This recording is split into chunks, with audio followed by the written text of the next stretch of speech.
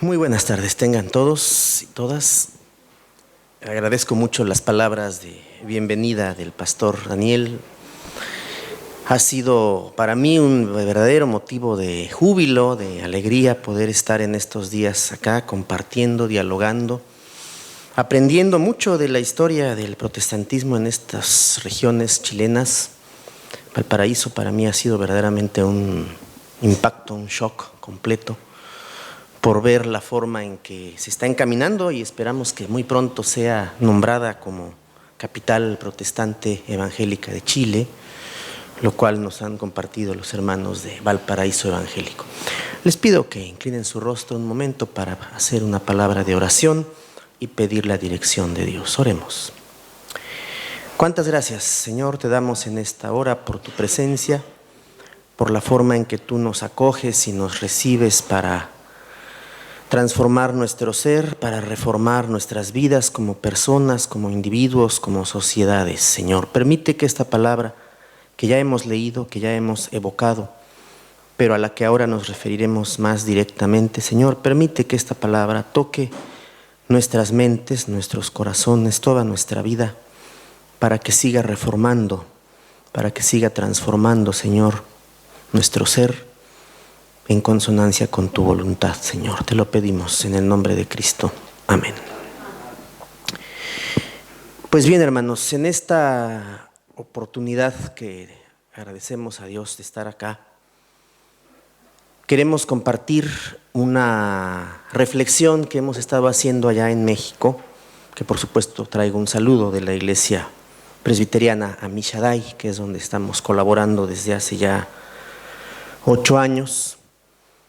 Y allá justamente hemos estado revisando en este mes, hemos tenido una temática basada en el título mismo del himno de Martín Lutero, Castillo fuerte es nuestro Dios, para abordar la Reforma, el mes de la Reforma como tal, pero no solamente en la parte histórica, que a veces es una tentación muy grande, recordar solo fechas, nombres, acontecimientos, que ciertamente han tenido su importancia a nivel mundial. Pero no solamente eso, sino que también hemos buscado y nos hemos acercado a pasajes bíblicos como este que hoy leímos, 2 de Crónicas 29. Y la idea para esta ocasión a mí me pareció adecuado, pues, trasplantarme en estos días por acá y aprovechar para continuar con la reflexión que hemos estado haciendo allá en México. Yo le he puesto por título a esta reflexión, una visión realista de las reformas religiosas. Una visión realista de las reformas religiosas. Creo que cada palabra del título pues tiene su propio peso, tiene su propia importancia, su propio significado. La palabra visión, que siempre necesitamos renovar, que siempre Dios mismo quiere que renovemos para tratar de proyectarnos más adelante hacia el futuro, tratar de ver cosas que en el momento tal vez no comprendemos bien, pero que podamos ir más allá de la realidad inmediata. Y por supuesto, lo realista, no engañarnos con situaciones quizá abstractas, ideas solamente, sino ser realistas, aterrizar en las cosas concretas y por supuesto, la siguiente sección de las reformas religiosas. Ponemos el énfasis en lo religioso no porque sea la única manera en que Dios ha actuado en el mundo para hacer presente su reino. Lo religioso ciertamente nos complica a veces la existencia porque nuestra práctica, nuestra manera de actuar, nuestra fe, si se encierra solamente en la parte religiosa, también corre sus riesgos, lo sabemos bien. Pero lo hemos dejado, podríamos decir reformas espirituales también. El pasaje que vamos a abordar, que ya se leyó, apunta hacia esa zona, hacia ese territorio donde todo el pueblo de Dios necesita precisamente renovar su visión, hacerla realista, ajustarla a los planes de Dios tal como se puedan entender a partir de una buena lectura de los signos de los tiempos. Voy a usar la versión, la palabra, en su versión o adaptación para Hispanoamérica del 2 de Crónicas 29 y voy a leer los versículos 10 y 11, aunque nos vamos a referir a todo no a todo el capítulo, pero sí a una parte importante del mismo. Versículos 10 y 11 de 2 de Crónicas 29, en esta versión dice así: Ahora quiero sellar una alianza con el Señor, Dios de Israel, para que aparte de nosotros su cólera.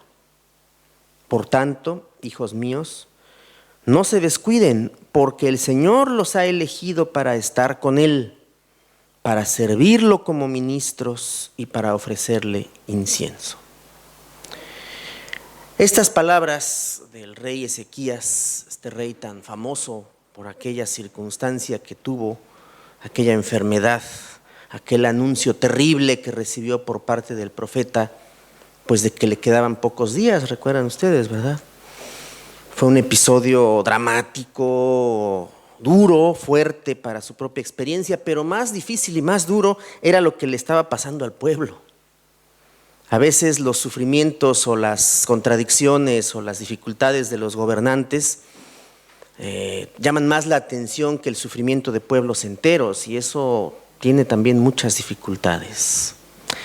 Las reformas o transformaciones profundas de las instituciones humanas a veces no pasan de ser para muchos más que infructuosos intentos para corregirle la plana a Dios, lo cual es un gran problema, porque ¿quiénes somos nosotros para corregirle la plana a Dios? ¿Quiénes somos?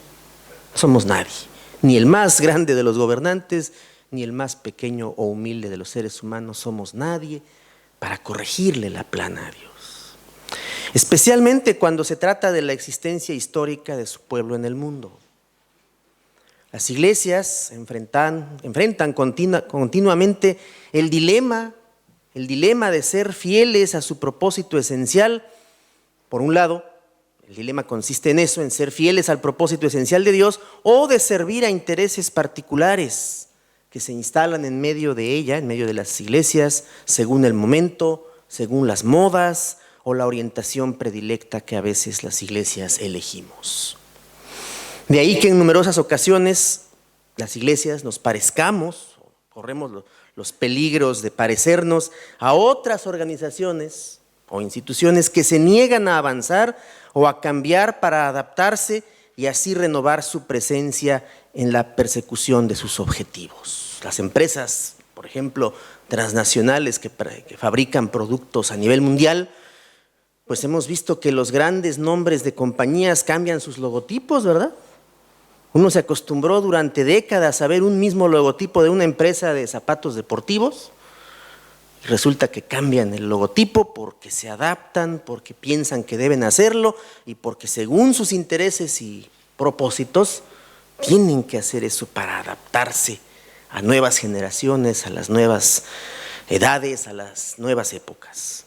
Esas son otras organizaciones que persiguen otros objetivos diferentes a los que persigue la iglesia, a los que persigue el pueblo de Dios. La historia de este pueblo en las Escrituras contiene numerosos ejemplos de esta disyuntiva tan grande que se vive no sin sufrimiento por parte de quienes experimentan con tristeza y dolor y que se colocan otras orientaciones por encima de la obediencia a la voluntad transformadora de Dios. En reiterados momentos, el antiguo Israel tuvo que afrontar las consecuencias, como lo hemos visto en el pasaje, de alejarse de las intenciones divinas. A mí me impresiona mucho en esta traducción que leí, y por eso lo hice a propósito, cómo el rey dice, yo quiero sellar una alianza con el Señor, y lo dice en primera persona, yo. Y recordamos, nos vienen los ecos de aquel otro personaje bíblico que dice, pues yo y mi casa serviremos a Jehová, no sé ustedes. Se lo dice a todo el pueblo, pero cuando menos yo y mi familia, pues vamos a tratar de servir a Dios. Pero si ustedes se unen, pues qué bueno, gloria a Dios. Pero si no se unen, de todas maneras nosotros lo vamos a hacer. Pero aún una cosa como esta es ambigua.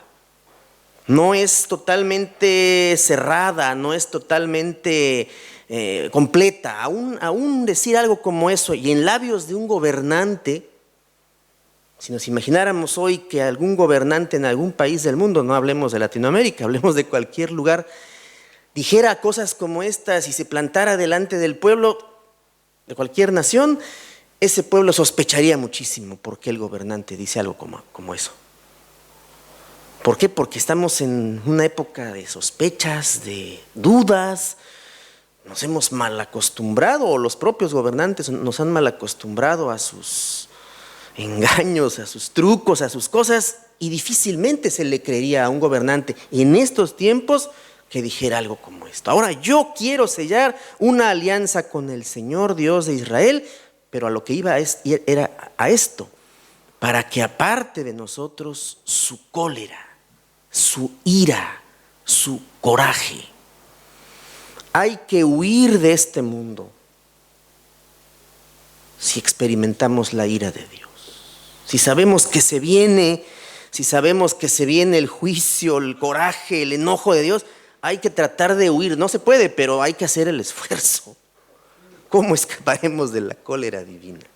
Imposible. Pero el rey dice, para que aparte de nosotros su cólera, para que en su misericordia pues ya no nos maltrate con razones porque hemos desobedecido. Y una de las formas de desobediencia que plantea el Antiguo Testamento, el Nuevo también, es no dejarse reformar por el Espíritu de Dios. Calvino, Lutero, Zwinglio, los grandes nombres de la Reforma fueron accidentes históricos. El reformador auténtico, genuino y absoluto de la Iglesia es el Espíritu Santo. No hay más que discutir. Tenemos que estudiar la historia y ver los procesos, las dificultades, las contradicciones, y ahí es donde nos asaltan las fechas y nombres.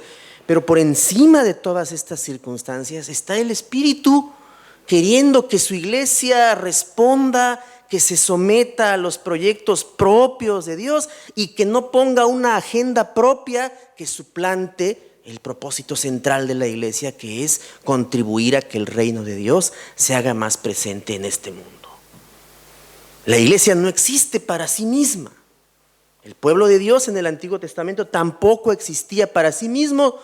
Pero bueno, los reyes se creyeron que eran dueños del pueblo porque le copiaban a otros países, a otras monarquías, donde efectivamente allí sí, Moab, Egipto, Babilonia, allí sí eran dueños del pueblo los monarcas. En Israel no. Quizá el ejemplo más grande de todo esto sea la posesión de la tierra que hoy llamamos santa, ¿no? Toda la tierra es santa por la gracia de Dios. Pero bueno, le llamamos Tierra Santa. Cuando este pueblo ya no fue digno de estar en esa tierra, Dios toma al pueblo y lo saca de la misma, ¿no? Porque la tierra es de Dios.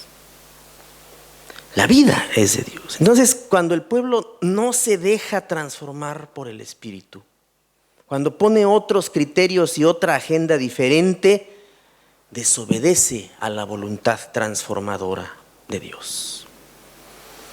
En reiteradas ocasiones, el antiguo Israel tuvo que afrontar las consecuencias de alejarse de esas intenciones divinas y de dedicarse a otras cosas, gustos, preferencias, imposiciones que, sobre todo desde el poder monárquico, suplantaron, sustituyeron, cambiaron los ideales de igualdad, justicia y servicio a su Dios.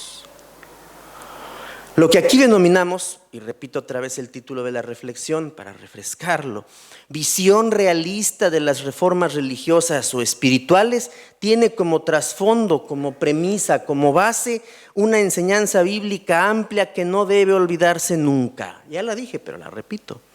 Solamente si el Espíritu de Dios es quien preside los esfuerzos de renovación o reforma, será posible encaminar la esperanza para lograr dichos caminos y observar sus resultados efectivos. Lo mismo con otras palabras. De otra manera, aunque parezca que los seres humanos tenemos buenas intenciones, porque siempre nos escudamos tras de ellas, ¿verdad? Te trato mal porque tengo la excelentísima intención de que mejores. Te maltrato porque la buena intención que preside mi maltrato es que seas una mejor persona. Qué bonito se oye, pero Pero las buenas intenciones, como tales, humanas, no resuelven la existencia como Dios quiere. Son caminos alternos, paralelos, que buscan que alguna cosa positiva pueda haber. Entonces, aunque tengamos buenas intenciones, si no existe suficiente conexión con la iniciativa divina para adecuar la naturaleza, la marcha y los propósitos de cualquier comunidad, hoy cristiana, cualquier empeño en este sentido será únicamente un conjunto vano, hueco de prácticas autocomplacientes, disfrazadas también y encaminadas a reproducir lo que nos gusta y que hemos supuesto que sí ha funcionado. Y nos aferramos y ya vemos que no funciona y lo seguimos repitiendo. Seguramente muchos han escuchado la frase que circula por varios lugares de Albert Einstein. ¿Cómo vas a obtener resultados diferentes si sigues haciendo lo mismo? A mí me gusta mucho esa. Cuando yo a veces me doy cuenta de que estoy queriendo mejorar algo y estoy repitiendo la misma dinámica, pues el resultado va a ser el mismo. No puedes sacar algo distinto si estás repitiendo monótonamente la misma cosa. A veces entonces nos autoengañamos para que las cosas sigan igual. El famoso gatopardismo, ¿no? El gato pardo, cambiar para seguir igual, o más de lo mismo. Y hay muchas frases que reflejan esa idea, esa realidad de no poder cambiar porque estamos acomodados en lo que nos conviene, en lo que nos gusta y en lo que supuestamente siempre nos ha dado resultado. Si miramos con atención a los profetas, no sé si ya fue una larguísima introducción, si miramos con atención a los profetas que acompañaron los procesos de reforma en la época de monarcas como Ezequías y Josías, famosos por eso mismo, encontraremos que ellos eran bastante realistas en su percepción de los momentos, y algo muy importante con ellos dos y otros monarcas, pero en ellos dos concentraremos la atención, en Ezequías por supuesto más. Encontraremos que ellos eran bastante realistas en su percepción de los momentos que se vivían, las famosas coyunturas sociales, coyunturas políticas, coyunturas religiosas y espirituales. No se hacían demasiadas ilusiones con las medidas que, vistas con suficiente atención, a veces no resultaron más que como meros paliativos para situaciones de crisis de las cuales el pueblo tristemente no saldría bien librado. Escuchar que los gobernantes como Ezequías pusieron manos a la obra para sanear y mejorar, ¿qué cosa? Porque hay que ver cómo el pasaje de 2 de Crónicas 29 puede hasta funcionar como una especie de distractor de algo que suplanta o que sustituya aquello que verdaderamente importa. Me refiero específicamente al acto concreto de que limpiaron el templo. Vamos a mejorar, cualquier iglesia puede decir lo mismo, vamos a mejorar nuestra apariencia física, limpiamos el templo, reacomodamos la estructura física del templo, bancas, mobiliario, y ya reformamos la iglesia, ¿verdad? No, podemos dar una apariencia de más funcionalidad, de más dinamismo, ponemos más luces, hacemos adecuaciones necesarias para que la iglesia esté más cómoda, estas bancas tan bonitas con sus cojines, todo para estar cómodos. Qué bueno, muy bien, pero eso no puede sustituir, como muy probablemente le pasó a Ezequías, la reforma profunda de la vida de un pueblo que en el Antiguo Testamento el pueblo político y el pueblo religioso o espiritual estaban superpuestos, no había diferencias. Hoy las hay. Hoy hay un pueblo general, común, en el cual estamos todos, y dentro de ese pueblo están los sectores, los diferentes sectores, como es la iglesia o las iglesias, y no están superpuestos como en el Antiguo Testamento. Ahora están diferenciados. En aquella época no era así. Y Ezequías escucha la voz de Dios, podríamos decirlo, escucha la voz del Espíritu que le dice que hay que cambiar Y es muy claro en el pasaje, el lenguaje religioso del pasaje es muy útil para darnos cuenta, repito, cómo Ezequías puso manos a la obra para sanear y mejorar la existencia social, política y espiritual de sus gobernados y gobernadas, pensando que eso implicaría efectivamente que ese pueblo se dejaría conducir por el movimiento divino que intentaba cambiar las historias ya acumuladas durante largo tiempo de injusticia, de desobediencia, de imitación de lo que hacían los demás pueblos, de idolatría, una especie de mimetización, una especie de adaptación a lo que los otros pueblos hacían, y Ezequías siente que eso ya era suficiente. Había que cambiar, había que hacer una renovación espiritual y religiosa como único sustento válido para caminar en la ruta que deseaba Jehová, Yahvé, único gobernante absoluto de Israel. No me voy aquí, el tiempo no, seguramente no nos lo va a permitir, no me voy a detener tanto en comparar, yo se los sugiero a ustedes que lo hagan con calma en algún momento, que comparen la historia de Ezequías, la que cuenta el segundo libro de los Reyes y la que cuenta el segundo libro de las Crónicas. Comparar las historias, la manera en que están contadas, los mismos sucesos, pero cómo lo cuentan los Reyes y cómo lo cuentan las Crónicas. El segundo libro de los Reyes pertenece a esa tradición, a ese bloque importantísimo de textos que son los textos derivados, textos históricos derivados del Deuteronomio. Historia deuteronomista le llaman algunos. A esa parte pertenece el libro de los Reyes. Las Crónicas no. Las Crónicas son libros muy posteriores, que tienen la perspectiva más lejana de lo que había sucedido y que ven con otro horizonte, con otra interpretación, aunque son los mismos hechos, pero interpretan lo que pasó de una manera bastante distinta. Por supuesto, cuando uno lee esos pasajes tiene que complementarlos y advertir que sus diferencias no son opuestas, sino que los énfasis marcados por el tiempo que había transcurrido hicieron que estos textos, hacen que estos textos funcionen hoy y nos digan cosas complementarias pero distintas. Les leo una cita.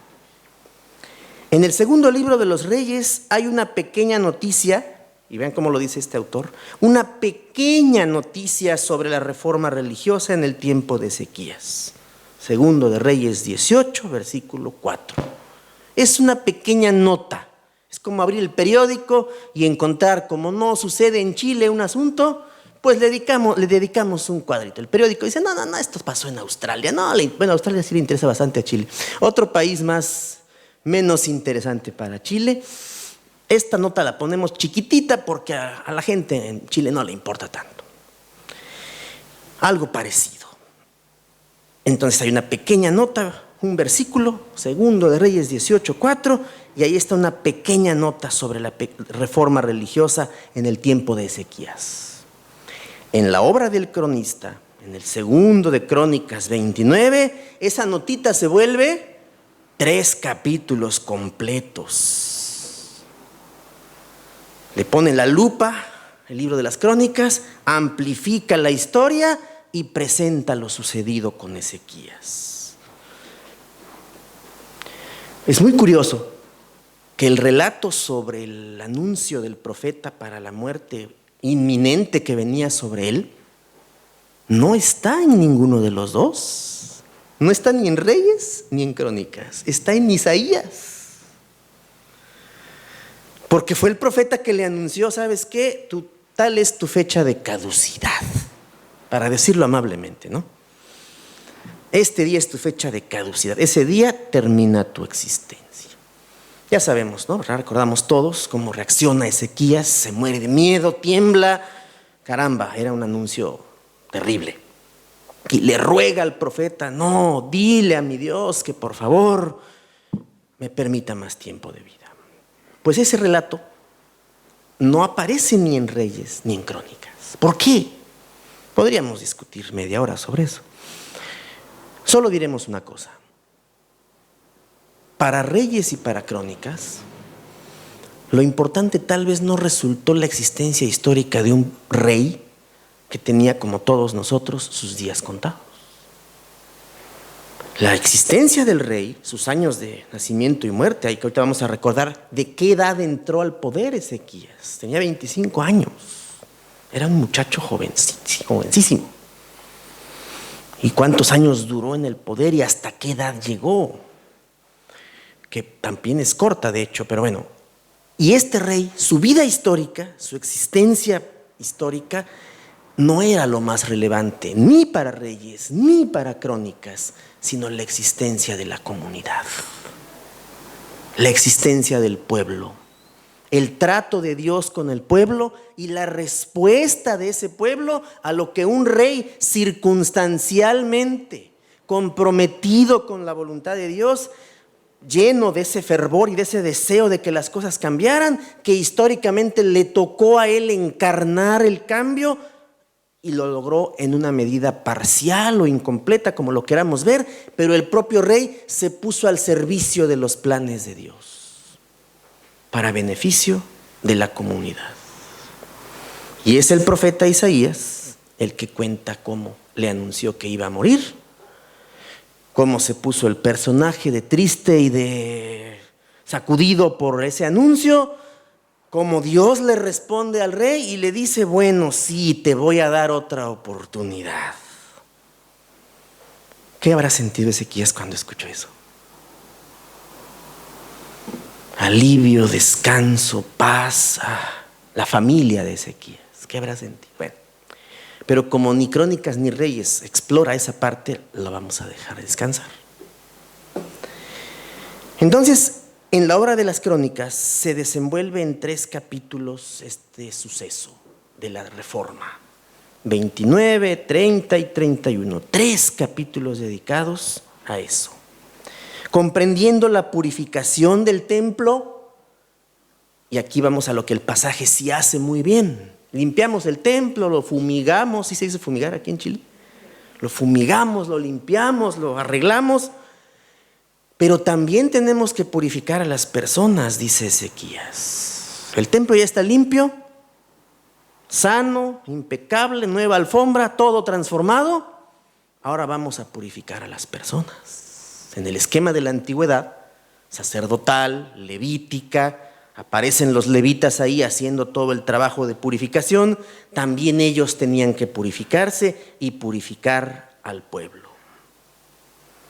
La ordenación solemne de la Pascua, la organización del servicio y muchos detalles que aparecen allí que reflejan la época posterior al exilio, posterior al regreso. Pero no vamos a entrar allí para cerrar y concluir.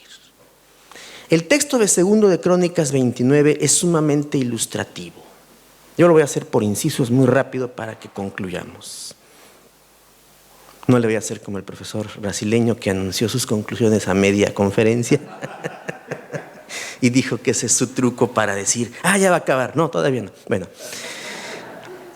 inciso A. El nuevo y joven rey de apenas 25 años de edad reinó en Judá durante 27 largos años. En estos tiempos diríamos que eso era un gobierno muy largo, ¿no? En estos tiempos diríamos eso. Inciso B, eso es en el versículo 1.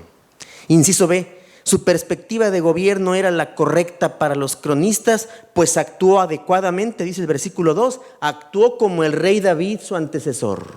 Segunda palomita, muy bien.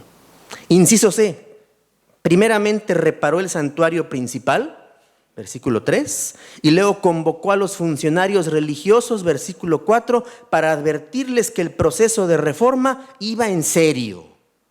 Y la instrucción del rey en el versículo 5 es clara: purifíquense ustedes y purifiquen el templo y saquen de allí la impureza. Y aquí el lenguaje, incluso en castellano, es muy importante. Bueno, siempre lo es, pero en este pasaje en particular hay que sacar la impureza. Hay que quitar los estorbos, hay que sacar la basura. Físicamente lo hacemos en 2 días, ¿no? Según el tamaño del templo. Aquí era Jerusalén, era un templo enorme.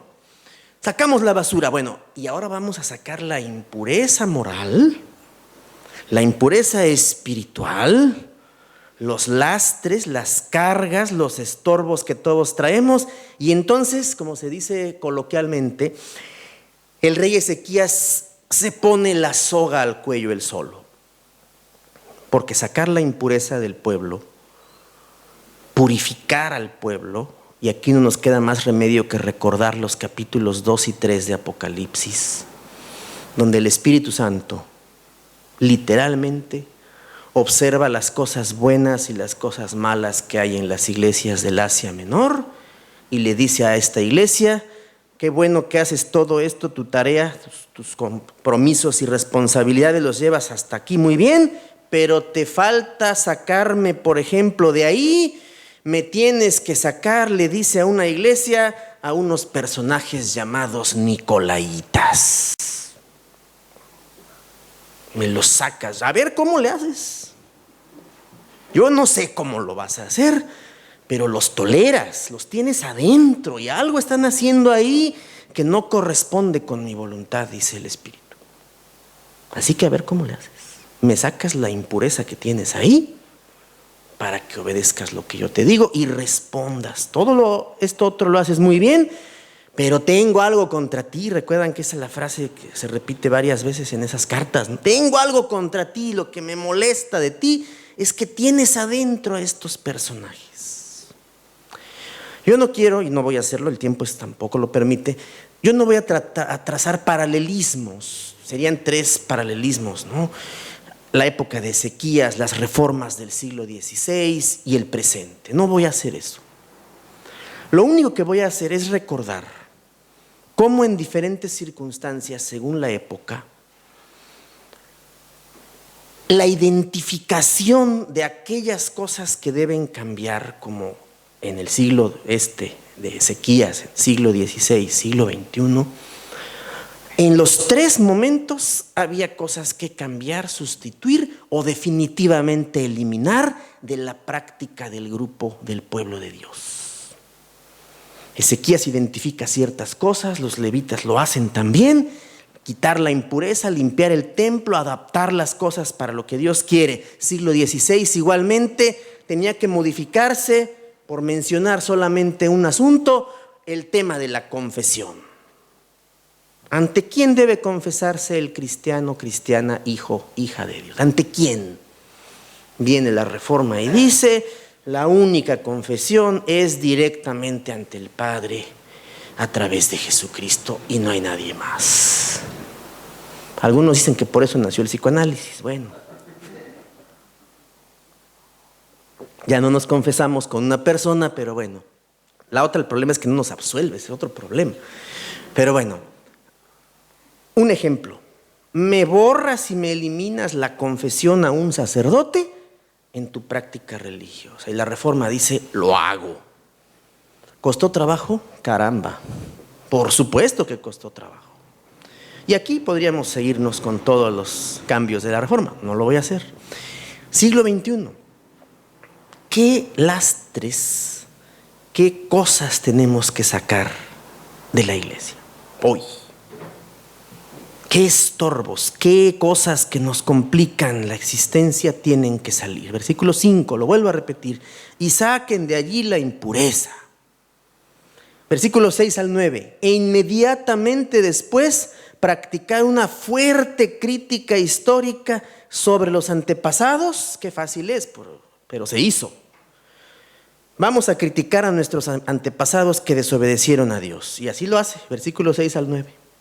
En el pasado hubo monarcas, hubo antecedentes, hubo dirigentes del pueblo que desobedecieron a Dios. Y viendo hacia el pasado y a toro pasado, cualquiera lo dice.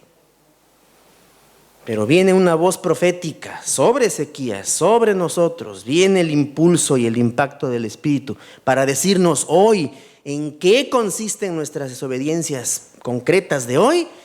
Y entonces nos hacemos un lado para esquivar que nos llegue el golpe.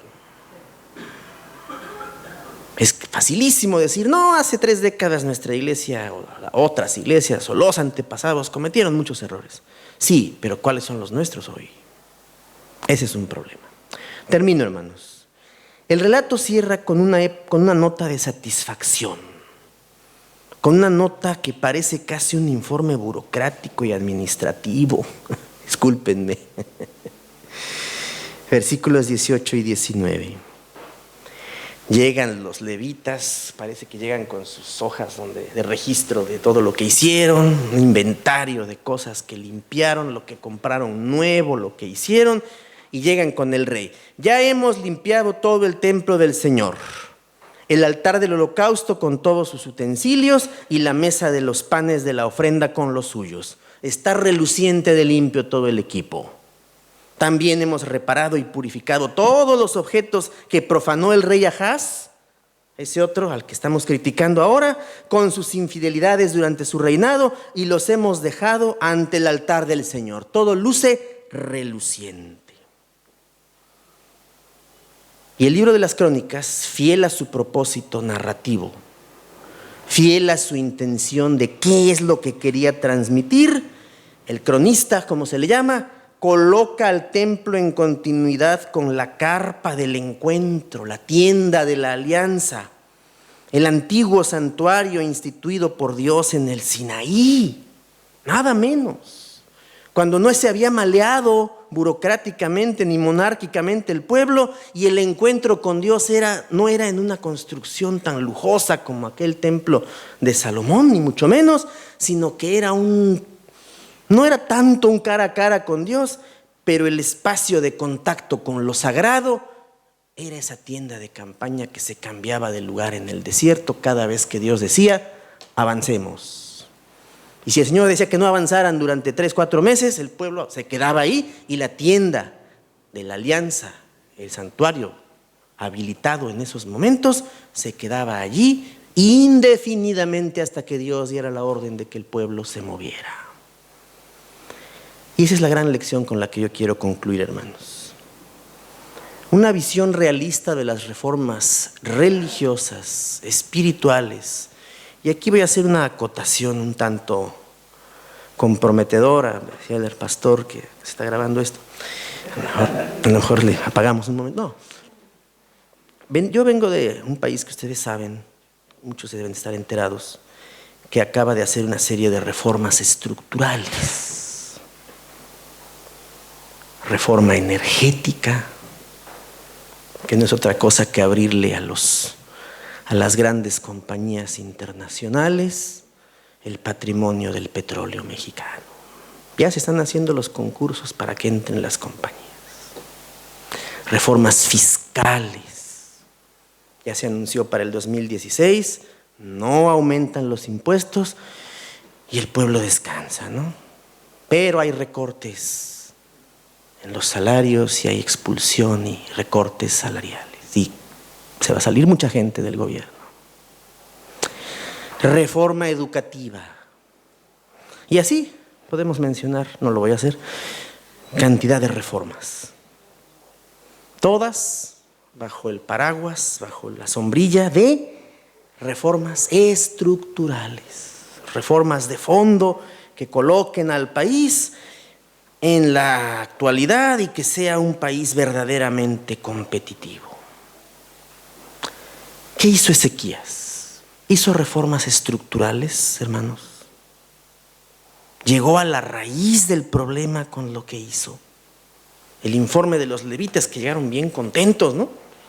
Aquí está el informe, ya limpiamos lo que usted nos pidió, y podríamos meter el ruido habitual de un lector que sospecha de todo y preguntarle a los levitas a nombre de Ezequías, oigan, ¿y si sacaron toda la impureza?